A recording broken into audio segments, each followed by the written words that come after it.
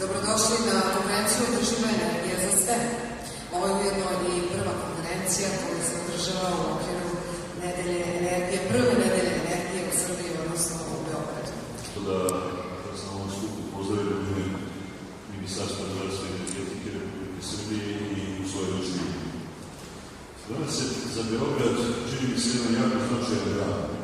Dani energije se održavaju na pravom mestu i Beograd zaista ima čini da se pohvali kako onim što je do sada uradio u oblasti energetike, tako i svojim planovima za godine koje su ispred nas. Zakon je zakon za regulativu, normativno-pravne akte, neka pravila igre. Kada je energetska oblast u pitanju, obično svi kažu da je glavni problem novac i da se uradi o velikim investicijama. Želim da demantujem tako razmišljanje, znam i da se mnogi stvari treba osnovno novac, ali bezbediti novac. Nisu baš sve stvari tako skupe. Hajde da probamo mi sami od nekih najosnovnijih stvari da probamo da menjamo.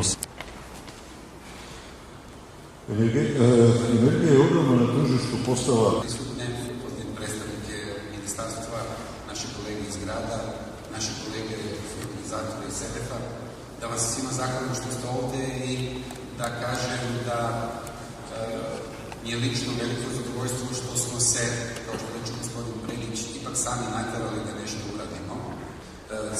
Vrlo često kad pričamo o gradu Beogradu i energiji, želim da istaknem činjenice koje su nesporne, a to je da se na području grada Beograda proizvodi više od 50% energije energenata. Svi znate podatak koji se tiče procenta bruto društvenog proizvoda koji se realizuje na 10 godina.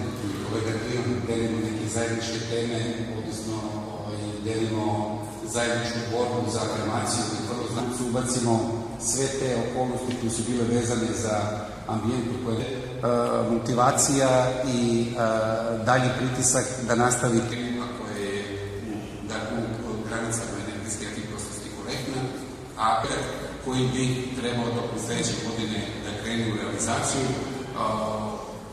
parametri kroz klasičnu ESCO model kad je pitanja.